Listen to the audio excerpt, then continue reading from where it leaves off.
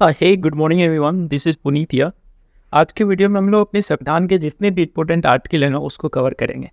अगर एग्जाम के दृष्टिकोण से देखें तो ये बहुत ही इंपॉर्टेंट एक्सरसाइज है। इससे एक या दो क्वेश्चन हर एग्जामिनेशन में, चाहे वो एसएससी का एग्जामिनेशन हो या रेलवे का एग्जामिनेशन हो या स्टेट पीसीएस का एग्जामिनेशन, एक आर्टिकल एग्जाम में ज़रूर पूछा जाता है। तो एग्जाम के दृष्टिकोण से बहुत ही ज़्यादा इंपॉर्टेंट है। अगर सिंपल लोगों के लिए हम देखें तो अगर आप भारत देश में रहते हैं तो भारत के कॉन्स्टिट्यूशन को भी आपको जानना चाहिए। तो इसके दृष्टिकोण से भी ये इंपॉर्टेंट है। तो मैं कोशिश करूंगा कि सभी आर्टिकल के माध्यम से आपको संविधान का भी एक झलक दिखाऊं, संविधान के बारे में भी बताऊं आपको कि क्या है हमारा संविधान। लेकिन एग्जाम के लिए बहुत ज़्यादा इंपॉर्टेंट है। आपको पता होना चाहिए कि जब हमारा संविधान बना था ना, उस समय हमारे संविधान में टोटल जो थे 22 भाग थे। कितने भाग थे? 22 भाग थे। उस 22 भाग में ना टोटल 395 आर्टिकल थे। तो ये 395 आर्टिकल को तो देखना पॉसिबल नहीं है ना, इसीलिए हम लोग उसमें से जो भी इंपॉर्टेंट है ना उस आर्टिकल को हम लोग ने छाटा है। उस आर्टिकल को हम लोग आज देखेंगे। तो इससे बाहर कहीं कुछ एग्जामिनेशन में नहीं आएगा, इसका गारंटी है मेरे पास। मतलब मैं क्योंकि सभी एग्जाम में बैठा हूँ तो मुझे पता है कि इससे ज़्यादा एग्जाम में नहीं पूछे जाते हैं। तो क्या याद रखना है? तो सबसे पहले ये याद रखना है कि जब हमारा संविधान बना था ना तो उसमें 22 भाग थे। कितने भाग थे? टोटल 22 भाग थे। इस 22 भाग में 395 आर्टिकल थे। कितने आर्टिकल थे? 395। और उसी 395 से करीब करीब 100 आर्टिकल को हम लोग आज डिस्कस करेंगे। ठीक है, क्योंकि सर संविधान में इसके अलावा भी कुछ है क्या? तो यस, इसके अलावा भी संविधान में एक चीज़ है जिसका नाम है शेड्यूल। मतलब वो 12 शेड्यूल है हमारे संविधान में, टोटल 12 शेड्यूल है। अब ये क्या होता है? तो देखो, एडिशनल इन्फॉर्मेशन है ये। हमारे संविधान में कुछ बातें जिसके लिए और भी नॉलेज चाहिए हमें, तो उसको ना अलग से एक शेड्यूल में रख दिया गया है। वहाँ पे एडिशनल नॉलेज हम लोग को मिलता है।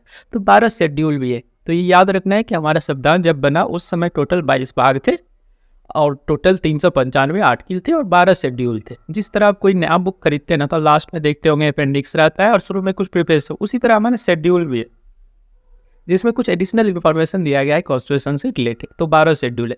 शेड्यूल के बारे में मैं बाद में बात करूंगा। आज हम लोग आर्टिकल को देखेंगे। तो हम लोग देखेंगे कि जो हमारे 22 भाग मतलब 22 एक्सरसाइज संविधान में उसमें जो आर्टिकल है उस सबको हम लोग आज डिस्कस करेंगे। तो देखिए, सबसे पहला आर्टिकल क्या चीज़ के बारे में डिस्कस करते हैं। तो जो हमारा संविधान का जो पहला पार्ट है ना, जो भाग 1 है ना, यूनियन एंड टेरिटरी के बारे में डिस्कस करता है कि हमारा देश जो है ना उसका यूनियन है। हमारा देश, पता होगा आपको कि हमारा देश जो है स्टेट से मिलकर के यूनियन का फॉर्मेशन करता है और उसका एरिया कहाँ तक है उसके बारे में बात करता है पार्ट 1। कि नहीं आया समझ?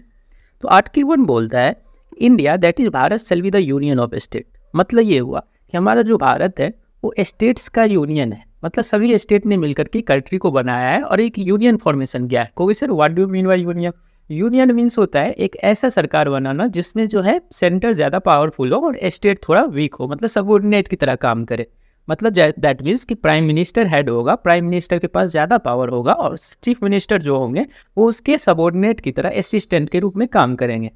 तो आर्टिकल 1 समझे ना, आर्टिकल 1 बताता है कि इंडिया, जिसका मतलब भारत होता है, वो एक यूनियन ऑफ स्टेट है। क्या है? यूनियन ऑफ स्टेट है। यहाँ फेडरेशन नहीं है, क्योंकि अमेरिका में फेडरेशन होता है। ठीक है। आर्टिकल 2 बोलता है admission and establishment of new state. मतलब क्या हुआ कि अगर मानो कि जैसे हमारा जो है जम्मू कश्मीर वाला हिस्सा जो अक्साई सीन है वो भी चाइना लिया हुआ है और पीओके जो है पाकिस्तान लिया है, तो कल जाके अगर हम उसको कैप्चर करते हैं तो हमारे देश का हिस्सा बनाएंगे। देश का हिस्सा बनाएंगे तो उसको भी कोई स्टेट बनाएंगे ना। तो उस स्टेट का कैसे हम लोग को अपने संविधान में ऐड करना है, तो आर्टिकल 2 बोलता है। आर्टिकल 2 डिस्कस करता है कि admission and establishment of new state. मतलब कोई नया स्टेट जो हमारे देश से बाहर है उसको अगर हम कैप्चर करते हैं इन फ्यूचर में, तो उसको कैसे अपने देश का हिस्सा बनाएंगे। तो आर्टिकल 2 उसके बारे में डिस्कस करता है। कि नहीं आया समझ? फिर कहोगे सर आर्टिकल 3 क्या है? आर्टिकल 3 भी यही है, फॉर्मेशन ऑफ न्यू स्टेट, नया स्टेट का बनाना, alteration of the area boundary and name of the existing state. इसको ध्यान रखना है। आर्टिकल 3 और आर्टिकल 2 में यही डिफरेंस है कि आर्टिकल 2 है वहाँ एक नया स्टेट का फॉर्मेशन हो रहा है जो हमारे देश का हिस्सा अभी नहीं है फिलहाल में, और आर्टिकल 3 होता है कि जो हमारे देश का भी फिलहाल में हिस्सा है, अगर उसी के नाम को, बाउंड्री को, जैसे आंध्र प्रदेश से तेलंगाना हम लोग ने बनाया, तो आंध्र प्रदेश तेलंगाना तो हमारे देश का हिस्सा था, उसी को हम लोगों ने क्या किया? बाइफरकेट कर दिया, 2 भाग में तोड़ दिया और अलग अलग। तो ये सब पावर जो है पार्लियामेंट के पास होते हैं कि किसी भी स्टेट का नाम को चेंज करना, बाउंड्री को चेंज करना, ठीक है, या किसी स्टेट को डिवाइड करना। तो ये सब जो है ना, मतलब आर्टिकल 3 के अंदर करना है। तो 2-3 में डिफरेंस समझ में आया ना। 2 जो है बाहर के स्टेट के लिए जो अभी हमारे पास नहीं है, और 3 जो है हमारे एग्जिस्टिंग स्टेट का फॉर्मेशन करना हो या बाउंड्री बदलना हो या नाम बदलना हो, ये सब के लिए होता है। तो हम लोग ने पार्ट 1 कंप्लीट कर लिया। मतलब जो हमारे संविधान में जो 22 भाग थे ना, तो उसमें ये पहला भाग जो है वो यूनियन टेरिटरी के बारे में डिस्कस करता है, जिसमें से 4 आर्टिकल है, 1 से लेकर 4 तक है, लेकिन 3 इंपॉर्टेंट था जिसको हम लोग ने देख लिया। अब हम लोग चलते हैं अपने पार्ट 2 पे। तो जो संविधान का भाग 2 है ना, संविधान का जो दूसरा एक्सरसाइज है ना, उसमें सिटीजनशिप के बारे में, नागरिकता के बारे में डिस्कस किया गया है। क्योंकि सर ये नागरिकता क्या होता है, तो आप जानते होंगे कि हम लोग अपने देश के नागरिक हैं, हम लोग को आधार कार्ड मिला है, उसमें आइडेंटिटी मिला है, मतलब कि सब कुछ हमारा इंफॉर्मेशन है, तो हम लोग अपने देश के नागरिक हैं। तो ये इसके बारे में डिस्कस कहाँ होता है, तो हमारे संविधान के भाग 2 में होता है। क्योंकि सर आर्टिकल कहाँ से कहाँ तक है, तो देखो आर्टिकल जो है ना 5 से लेके 11 तक जो है ये सिटीजनशिप के बारे में डिस्कस करता है। तो क्योंकि सर ये 5 से 11 तक जो आर्टिकल है ये सभी इंपॉर्टेंट है क्या, अगर आप एसएससी तक के बच्चे हैं ना तो एसएससी तक के लिए ज़्यादा इंपॉर्टेंट नहीं है सिटीजनशिप का आर्टिकल, लेकिन अगर आप पीसीएस एग्जामिनेशन में बैठते हैं ना तो वहाँ पे आपको 5 से लेकर 11 तक सभी आर्टिकल आपको जानना चाहिए, ठीक है, सभी आर्टिकल आपको पता रहना चाहिए। तो मैं थोड़ा सा आपको मतलब शॉर्ट में बता देता हूँ कि 5, 6 से लेकर 11 तक क्या आर्टिकल है। तो देखो हमारा जब देश आज़ाद हुआ था ना तो उस समय जो हमारे देश में लोग थे ना उसको जो नागरिकता मिला ना उसके आर्टिकल को डिस्कस करता है आर्टिकल 5, जो कमेंसमेंट ऑफ द हमारा कंट्री जो कमेंस हुआ, हमारा कंट्री जो प्रारंभ हुआ, हमारा कंट्री जो बना, उस समय जिसको नागरिकता मिली उसको हम लोग ने क्या कहाँ रखा, तो आर्टिकल 5 में रखा, जिसको हम लोग ने यहाँ लिखा है कि कमेंसमेंट।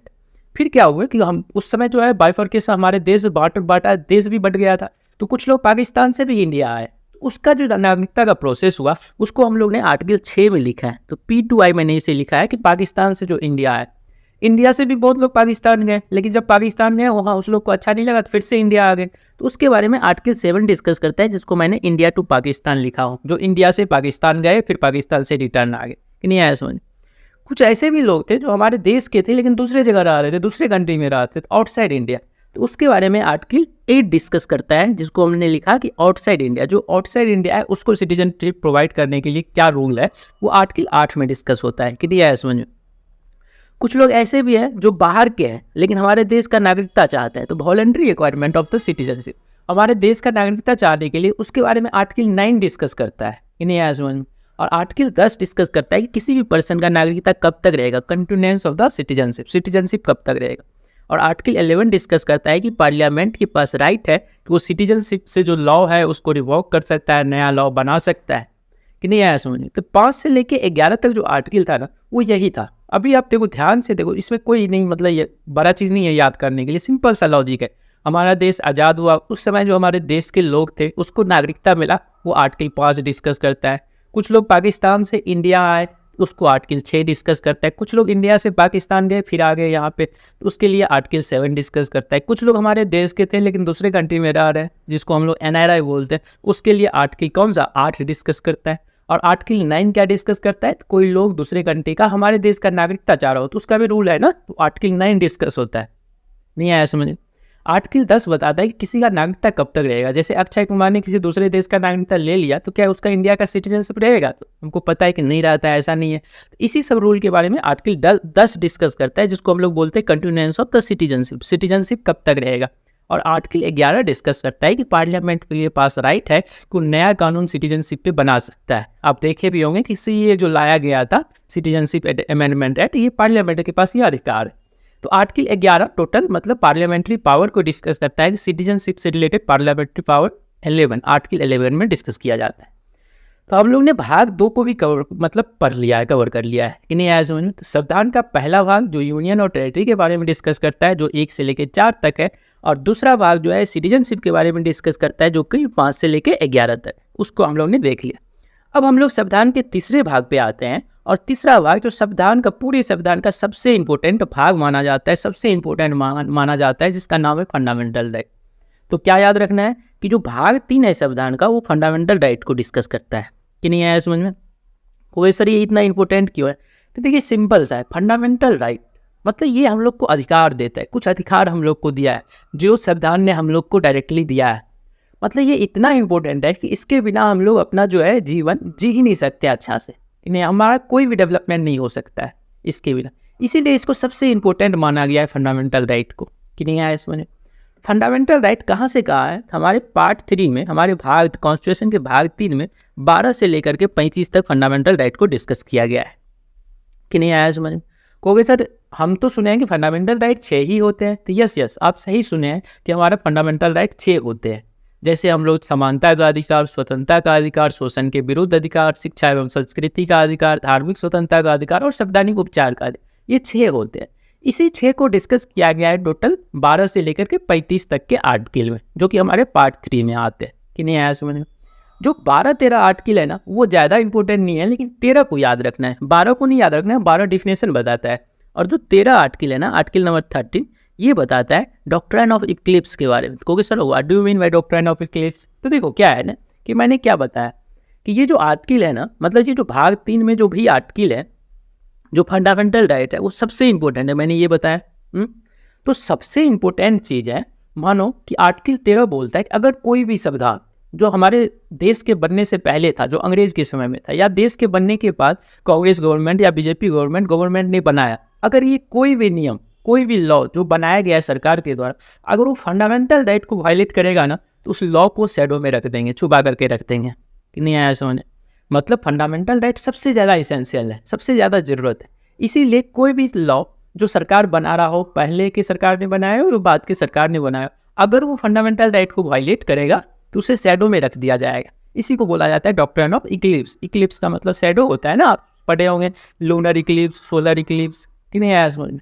तो उसको शैडो एक्चुअली क्या था कि सुप्रीम कोर्ट ने पहले तो बोला था कि कोई भी लॉ जो कि स्वतंत्रता से पहले बना हो या स्वतंत्रता के बाद में बना हो, अगर वो फंडामेंटल राइट को वायलेट करता हो, फंडामेंटल राइट को उल्लंघन कर रहा हो, तो उसे खत्म कर दिया जाएगा। लेकिन फिर बाद में सुप्रीम कोर्ट ने बोला देखो भाई खत्म क्यों करोगे, उसको शैडो में रख दो, छुपा करके रख दो, कभी काम आ जाए लाइफ में, पता नहीं।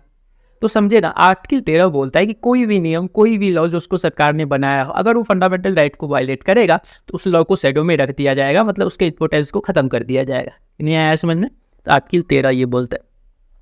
अब हम लोग अपने मेन जो फंडामेंटल राइट है ना, जैसे मैंने आपको बताया समानता का अधिकार, मतलब राइट टू इक्वलिटी, उसके बाद right to freedom, right to religion, ये सब के बारे में हम लोग पढ़ते हैं। जो हमारा 6 जो फंडामेंटल राइट है उसके बारे में पढ़ते हैं। जो सबसे पहला है वो है राइट टू इक्वलिटी। क्या है? राइट टू इक्वलिटी के बारे में, कि समानता का अधिकार। तो कहोगे सर कहाँ से कहाँ तक है? तो हमारा आर्टिकल 14 से लेकर 18 तक जो है ना, वो राइट टू इक्वलिटी के बारे में डिस्कस करता है कि समानता का अधिकार।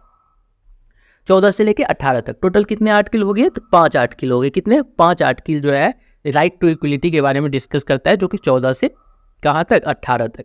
अभी हम लोग सब एक एक करके देखते हैं कि ये 14 से 18 तक में क्या क्या लिखा है। तो देखो सबसे पहला जो लिखा है वो लिखा है आर्टिकल 14। आर्टिकल 14 बोलता है इक्वलिटी बिफोर लॉ। मतलब क्या हुआ कि लॉ के सामने सभी लोग इक्वल हैं। नहीं समझे बात? मैंने आर्टिकल 14 पे एक लेक्चर भी लिया हुआ है जिसमें मैंने बताया है क्या होता है आर्टिकल 14 का मतलब। तो आर्टिकल 14 का मतलब हुआ कि लॉ के सामने चाहे वो प्राइम मिनिस्टर हो या एक सिंपल नागरिक हो, वो सब इक्वल होंगे। आर्टिकल 14 समझ गए। आर्टिकल 15 बोलता है कि स्टेट को, मतलब जो सरकार है ना, उसको प्रोहिबिशन करना है discrimination on the ground of religion, race, caste, sex and place of birth. इसका मतलब क्या हुआ?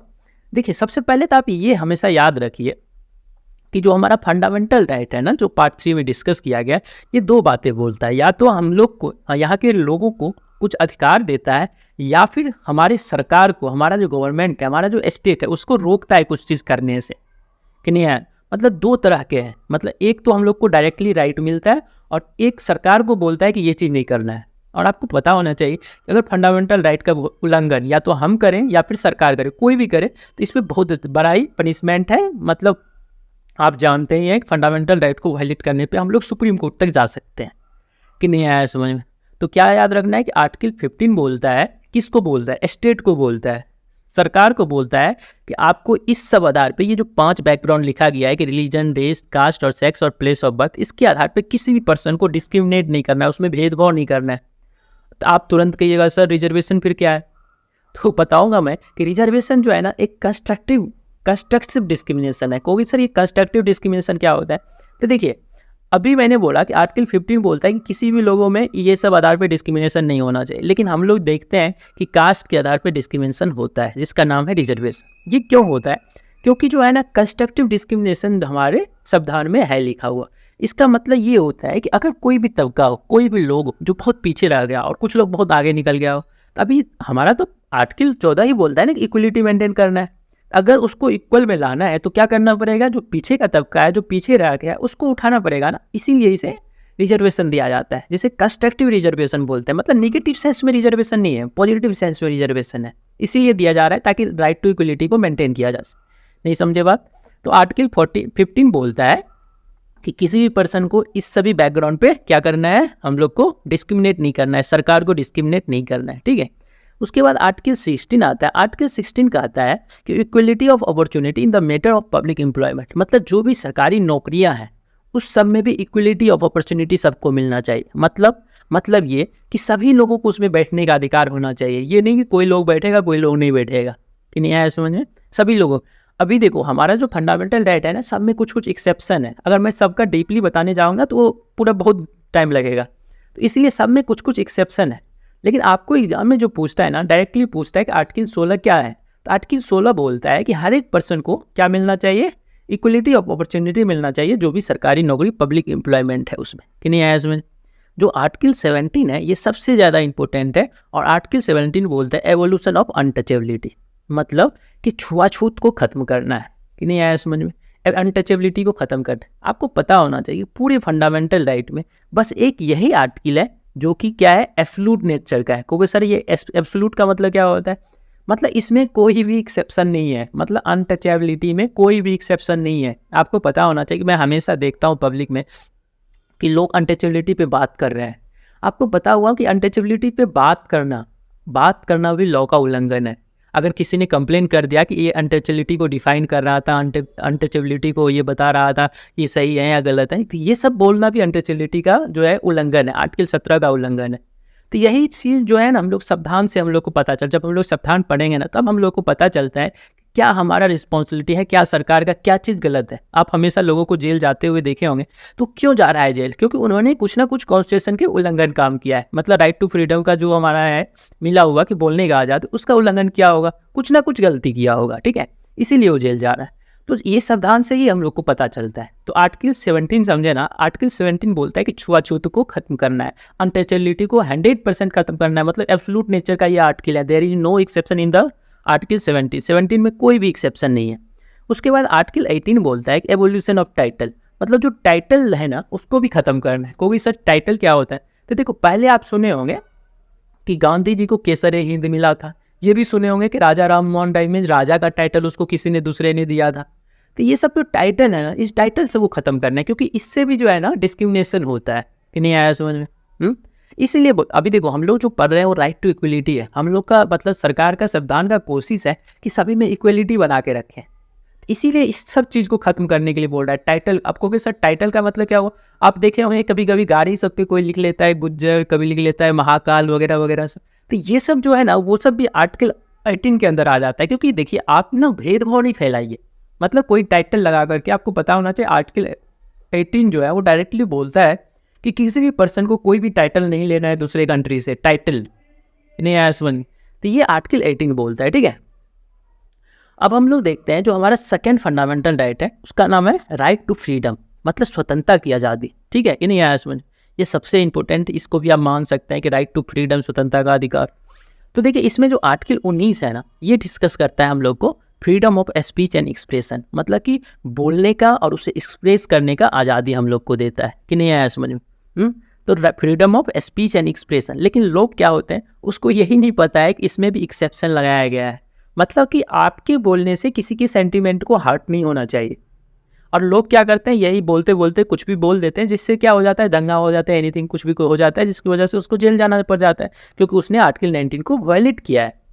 अभी आर्टिकल 19 में बोलने का आज़ादी जो है, freedom to speech and expression, इसके साथ साथ और भी आज़ादी है। मतलब आप कोई आदमी बोल रहा है तो कोई जगह पे इकट्ठा होगा ना, तो राइट टू असेंबल भी एक्चुअली आर्टिकल 19 में 6 अधिकार मिला हुआ है। अभी डीप में मैं नहीं जाऊँगा, बस सिंपल में मैं बता देता हूँ कि आर्टिकल 19 में बोलने का आज़ादी है, एक जगह पे असेंबल होने का अधिकार है। उसके बाद अगर वो एक जगह पे असेंबल हुआ तो यूनियन ये भी बना सकता है, एक ग्रुप भी बना सकता है, उसका भी अधिकार मिला हुआ है आर्टिकल 19 के अंदर।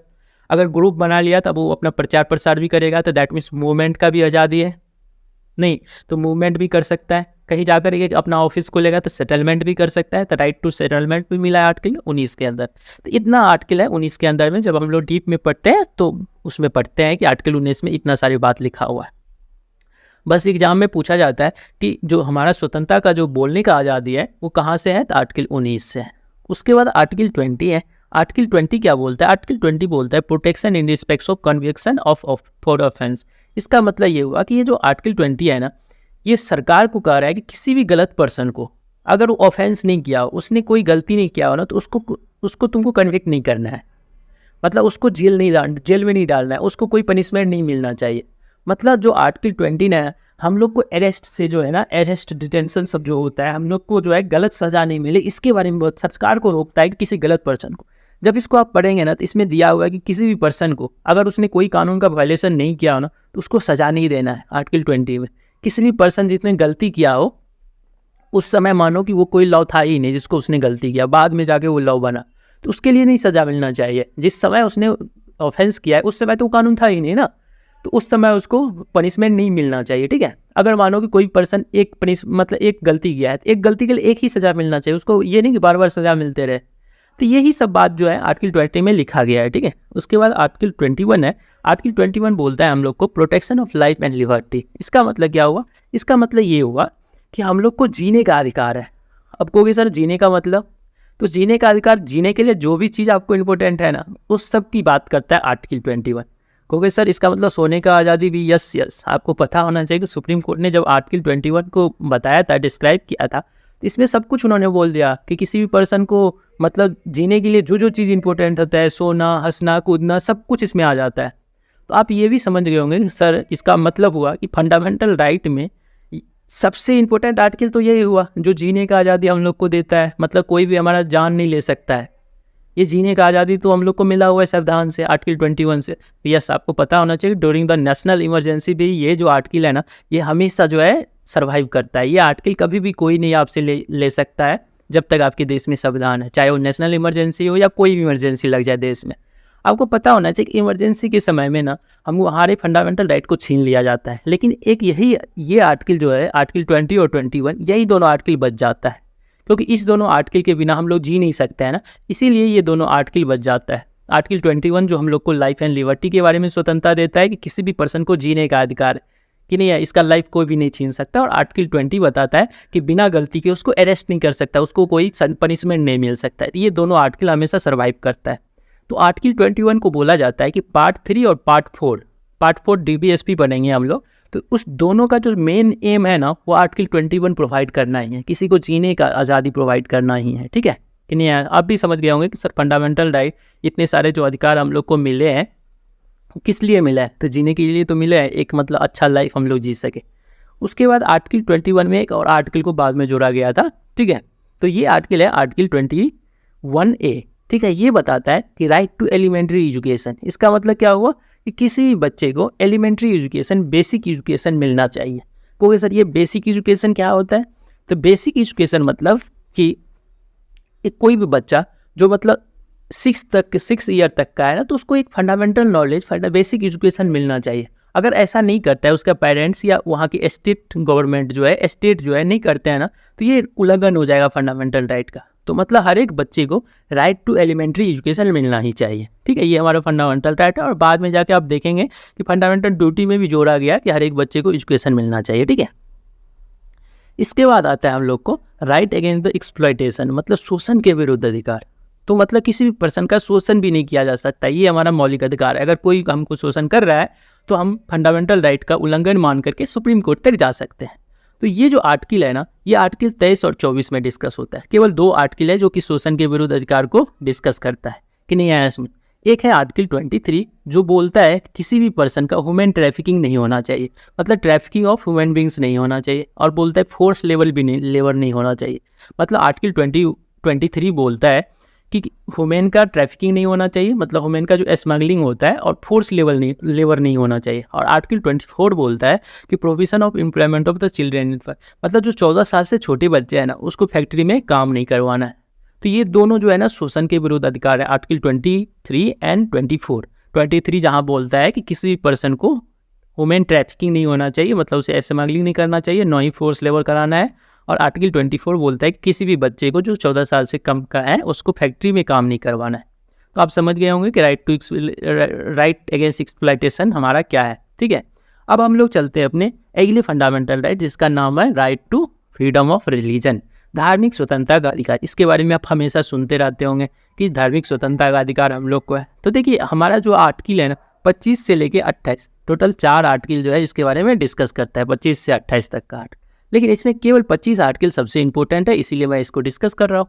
आर्टिकल 25 बोलता है कि किसी भी पर्सन को फ्रीडम टू कॉन्साइंस, अगर उसके अंतर आत्मा में जो भी धर्म के प्रति उसका लगाव है उसको क्या कर सकता है, प्रोफेस कर सकता है, प्रैक्टिस कर सकता है, प्रोपोगेशन ऑफ रिलीजन कर सकता है। मतलब क्या हुआ, इसका मतलब ये हुआ कि आप जिस भी धर्म में मानते हैं उस धर्म को आप अपना सकते हैं, उस धर्म के जो रूल रिवाज रीति रिवाज है उसको आप क्या कर सकते हैं, फॉलो कर सकते हैं, उसका प्रैक्टिस कर सकते हैं, उसका प्रोपोगेशन भी कर सकते हैं। मतलब कि आप उस अपने धर्म के बारे में दूसरे को बता भी सकते हैं। आपको पता होगा ना कि महात्मा बुद्ध ने पूरी दुनिया को मतलब बौद्ध नीति बताया था, तो आप अपने धर्म का क्या कर सकते हैं, प्रोफेस भी कर सकते हैं, प्रोपोगेशन भी कर सकते हैं कि नहीं आया समझ में, दूसरे को बता भी सकते हैं। लेकिन यहाँ बताने के वक्त जो है उसको ज़बरदस्ती नहीं अपना धर्म कहिएगा अपना लो, उसको ज़बरदस्ती फोर्स कन्वर्जन नहीं करना है, केवल अपना धर्म उसे बताइएगा। अगर उसको अच्छा लगेगा तो आपका धर्म अपनाएगा, आपके धर्म को फॉलो करेगा कि नहीं आया समझ में।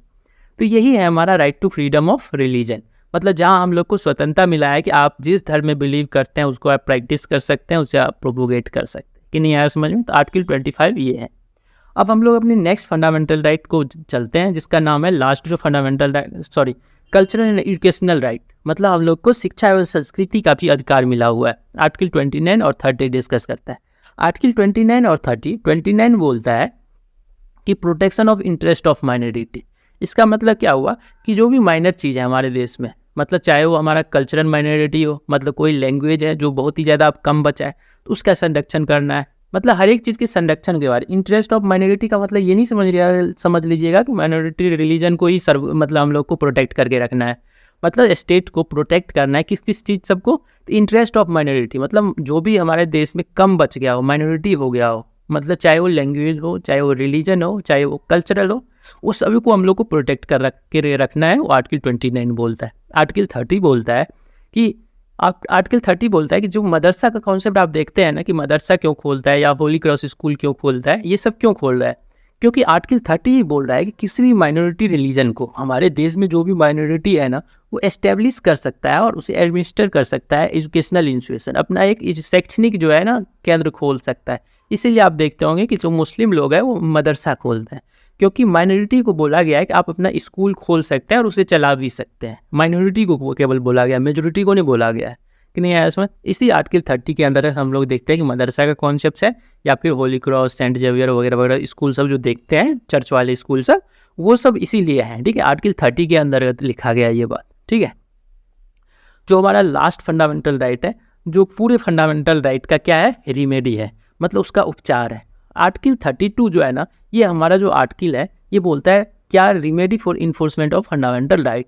मतलब क्या कि कोई भी फंडामेंटल राइट का अगर उल्लंघन होता हो ना तो उसका उपचार लिखा गया है आर्टिकल 32 में, जहाँ पे सुप्रीम कोर्ट को पावर दिया गया है कि वो रिट्स जारी करके संविधान का रक्षा कर सकता है, मतलब संविधान के फंडामेंटल राइट का रक्षा कर सकता है कि नहीं आया समझ में। तो आर्टिकल 32 को भी बोला जाता है कि ये सोल ऑफ द कॉन्स्टिट्यूशन है, ये कॉन्स्टिट्यूशन का सोल है, क्योंकि इसी के द्वारा फंडामेंटल राइट क्या हो रहा है, बच रहा है कि नहीं आया समझ में। तो इस तरह से हम लोग ने अपने पार्ट 3 को ख़त्म किया, जो कि फंडामेंटल राइट था। फंडामेंटल राइट में हम लोग ने अपने 6 फंडामेंटल राइट को देखा और उसके बारे में देखा कि कौन कौन आर्टिकल इंपॉर्टेंट है कि नहीं आया समझ में। अब हम लोग चलते हैं अपने पार्ट 4 पे, जिसका नाम है directive principle of state policy. Part 4 जो है ना, संविधान का जो भाग 4 है वो डिस्कस करता है क्या चीज़ के बारे में, तो directive principle of state policy के बारे में। क्योंकि सर ये क्या होता है directive principle of state policy, तो देखिए ये होता है कि मतलब DPSP को कहा जाता है कि ये ना मतलब एक सरकार पे जिम्मेदारी दिया है कि ये सब चीज़ आपको करना है।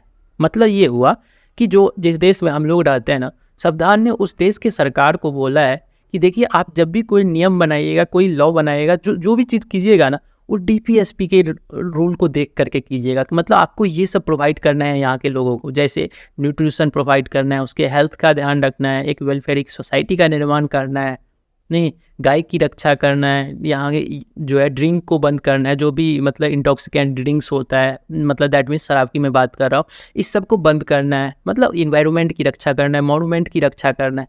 अभी देखिए DPSP जो है ना, DPSP सरकार पे ये जिम्मेदारी देता है, सरकार को एक जिम्मेदारी दे रहा है कि आप जब भी कोई कानून बनाइएगा, जब भी कोई लॉ बनाइएगा, जो भी काम आप कीजिएगा ना, तो इस सब चीज़ को ध्यान में रख कर कीजिएगा। लेकिन आप ही बताइए कि ये सब चीज़ जो है क्या तुरंत कर पाएगा सरकार, क्या तुरंत आपको न्यूट्रिशन को बढ़ा सकता है, क्या नहीं बढ़ा सकता है। तो इसीलिए आप देखते हैं कि DPSP जो है ना, इसका उल्लंघन होने पे मतलब कि आप कहिएगा कि सर हमारे संविधान में डीपीएसपी में लिखा गया है कि हमारा न्यूट्रिशन लेवल को बढ़ाएगा सरकार, लेकिन बढ़ा नहीं रहा है, तो क्या हम जाकर के कोर्ट में केस कर देंगे? तो नहीं कर सकते हैं, क्योंकि डीपीएसपी को लागू करने में थोड़ा टाइम लगेगा। सरकार तुरंत आपका न्यूट्रिशन नहीं बढ़ा देगा, तो टाइम लगेगा। इसीलिए इसे ना कोर्ट से बाहर रखा गया है। मतलब ये इन्फोर्समेंट जो है कोर्ट में इसे इन्फोर्स नहीं किया जा सकता है। तो आर्टिकल 37 जो है डीपीएसपी का, वो यही डिस्कस करता है कि कोई भी आर्टिकल जो कि डीपीएसपी में लिखा गया है ना, ये कोर्ट ऑफ लॉ में इसे इन्फोर्स नहीं किया जा सकता है। मतलब कि इसको लेकर आप केस नहीं कर सकते हैं, क्लेम नहीं कर सकते हैं कि नहीं आया समझ में, क्योंकि इसमें टाइम लगेगा सरकार को कि नहीं आया समझ। तो हमारा डीपीएसपी जो है वो भाग 4 संविधान के भाग 4 में लिखा गया है। ठीक है, कहाँ से कहाँ आर्टिकल है? तो 36 से लेके 51 तक आर्टिकल है। फिर बाद में जो भाग 4 है ना, उसमें एक 4A जोड़ा गया, जिसमें फंडामेंटल ड्यूटी 51A जोड़ा गया। तो ये भी ध्यान रखना है कि हमारा भाग 4 में एक छोटा सा टुकड़ा और जोड़ा गया, जिसका नाम 4A रखा गया। ठीक है, और वो उसका आर्टिकल, एक ही आर्टिकल उसमें है जो कि 51A है, फंडामेंटल ड्यूटी। हम लोग देखेंगे अभी उसको। ठीक है, तो डीपीएसपी समझ गए ना। डीपीएसपी एक रिस्पॉन्सिबिलिटी देता है, किसको? सरकार को देता है कि हमारे लोगों के लिए, अपने देश में रहने वाले लोगों के लिए ये सब करना है। ठीक है, तो आर्टिकल 37 बोलता है कि डीपीएसपी में लिखा गया जो भी आर्टिकल है वो इन्फोर्सेबल नहीं है कोर्ट में। ठीक है, आर्टिकल 38 बोलता है कि स्टेट को, मतलब सरकार को क्या करना है? तो सरकार को promotion of the welfare of the people के भलाई के लिए काम करना है। मतलब एक वेलफेयरिक स्टेट का निर्माण करना है, जहाँ पे लोग जो है खुश रहे। वेलफेयर के लिए सरकार जो है लोगों को वेलफेयर के लिए काम करेगा। तो वेलफेयरिक स्टेट का कॉन्सेप्ट आर्टिकल 38 बोलता है। आर्टिकल 39 इंपॉर्टेंट नहीं है, लेकिन 39 का जो ए है ना, ये इंपॉर्टेंट है। आर्टिकल 39 का ए बोलता है equal justice and free legal aid. इसका मतलब ये हुआ कि सभी को एक इक्वल जस्टिस मिले। क्या मिले? सभी को इक्वल जस्टिस मिले। और फ्री लीगल एड का मतलब क्या हुआ कि कोई गरीब लोग है, तो गरीब लोग एक वकील नहीं कर सकता है ना, क्योंकि उसके पास रुपया ही नहीं है, तो उसको वकील प्रोवाइड करेगा सरकार। मतलब फ्री लीगल एड देगा, मतलब फ्री में उसको वकील रखने के लिए रुपया देगा कि आप वकील रखिए। ठीक है, और वो आपका केस लड़ेगा।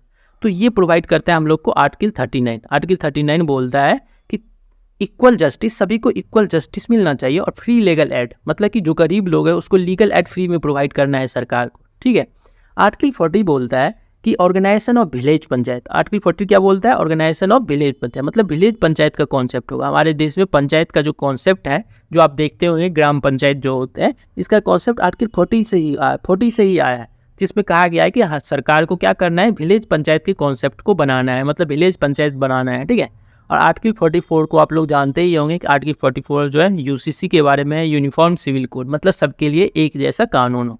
ठीक है, अभी जो है आर्टिकल 47 बताता है ड्यूटी ऑफ द स्टेट का ये ड्यूटी है कि वो क्या करेगा? तो न्यूट्रिशन लेवल को बढ़ाएगा। किसका? न्यूट्रिशन लेवल को बढ़ाएगा, स्टैंडर्ड ऑफ लिविंग को बढ़ाएगा, फिर इंप्रूव करेगा पब्लिक हेल्थ सिस्टम को, और क्या करेगा?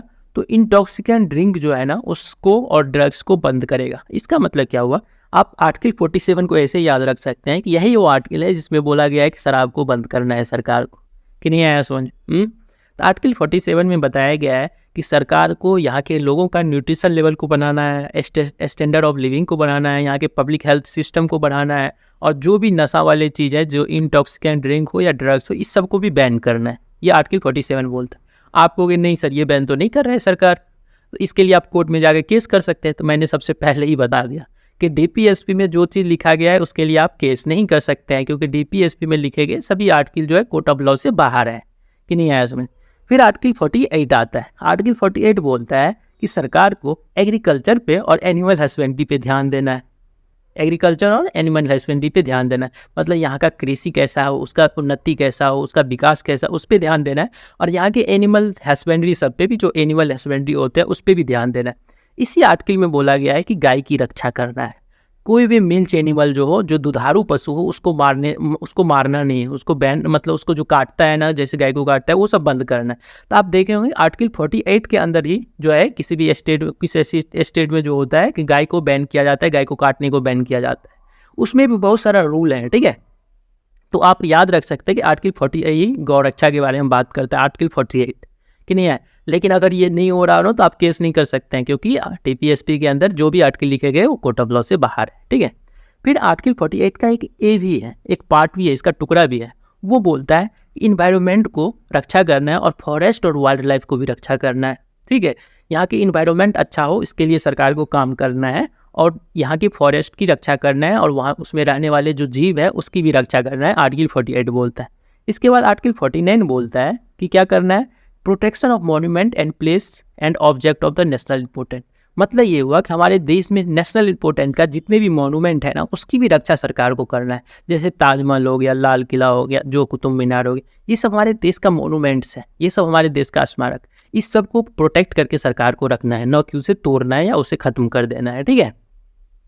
इसके बाद आर्टिकल 50 जो है ये बोलता है कि separation of judiciary and executive. इसका मतलब क्या हुआ, तो इसका मतलब ये हुआ कि जो जुडिशियरी है, जो कोर्ट है, सुप्रीम कोर्ट, हाई कोर्ट वगैरह वगैरह, ये सब, और एग्जीक्यूटिव जो है प्राइम मिनिस्टर और उसके मिनिस्टर, मंत्री सब, ये सब दोनों अलग अलग रहेगा। अलग अलग रहेगा मतलब कि दोनों का पावर अलग रहेगा। मतलब आपको बताया होगा मैंने, सेपरेशन ऑफ पावर मैंने बताया है, जिसमें मैंने बताया कि एक का काम दूसरे जो है देखता है। मतलब अगर उसका देखता है कि अगर एक दोनों के काम में कोई भी फॉल्ट होता है तो दूसरा क्लेम कर देता है कि ये गलत कर रहे हो, उसे बंद कर देता है, रोक देता है। तो सेपरेशन ऑफ पावर का कॉन्सेप्ट जो है आर्टिकल 50 बताता है, जहाँ पे 50 बोल रहा है कि जुडिशियरी को और एग्जीक्यूटिव को, एग्जीक्यूटिव मतलब काउंसिल ऑफ मिनिस्टर, मतलब प्राइम मिनिस्टर और उसके मंत्री, इस दोनों को अलग अलग रहना है। फिर उसके बाद आर्टिकल 51 डिस्कस करता है कि इंटरनेशनल, हमारा देश का जो सरकार है ना वो ध्यान में रखेगा, किसको ध्यान में रखेगा, इंटरनेशनल पीस को और सिक्योरिटी को। मतलब कि हम एक आर्टिकल 51 ही ऐसा आर्टिकल है जो पूरे विश्व के बारे में सोच रहा है। तो कह सकते हैं कि हमारा संविधान यूनिक है। यस, यूनिक है, क्योंकि हमारा संविधान में देखिए कि दूसरे देश का भी भलाई के बारे में बात कर रहा है कि हमको ऐसा काम करना है कि इंटरनेशनल पीस मेंटेन्ड है और सिक्योरिटी भी हमारा मेंटेन्ड है। तो आर्टिकल 51 अभी मैंने बताया था कि आर्टिकल मतलब जो हमारा भाग 4 है संविधान का, उसमें एक आर्टिकल जोड़ा गया था जिसको 4A में रखा गया, फंडामेंटल ड्यूटी। मतलब क्या, हमारा कुछ मौलिक कर्तव्य भी है। मौलिक अधिकार तो हमने ले लिया सरकार से, संविधान से, कि ये हमारा मौलिक अधिकार है, इसको आप छीन नहीं सकते हैं। तो भाई आपका कुछ रिस्पॉन्सिबिलिटी भी है, आपको देश के लिए कुछ करना भी है। तो वो रिस्पॉन्सिबिलिटी को लिखा गया है फंडामेंटल ड्यूटी, जो कि टोटल 11 फंडामेंटल ड्यूटी हम लोग को मिला है कि नहीं आया समझ। तो ये 51A आर्टिकल है, सबसे इंपॉर्टेंट आर्टिकल में से एक है। 51A फंडामेंटल ड्यूटी के बारे में डिस्कस करते हैं। तो इस तरह से हम लोग ने अपने संविधान का भाग 1, 2, 3 और 4 को डिस्कस कर लिया। लगभग में जो आधा आर्टिकल है ना हम लोग ने डिस्कस कर लिया, क्योंकि इसी आर्टिकल जो है सबसे इंपॉर्टेंट है, ये सभी आर्टिकल, और सबसे ज़्यादा क्वेश्चन भी इसी से पूछे जाते हैं। ठीक है। तो आज की वीडियो में इतना ही रहने देते हैं, क्योंकि बहुत बड़ा वीडियो बन गया। और हम लोग जो इसका अगला पार्ट है ना वो कल देखेंगे कि इसमें आगे में और कौन कौन से आर्टिकल है जो हम लोग के लिए इम्पोर्टेंट है। तो आज के लिए इतना ही। Thank you everyone.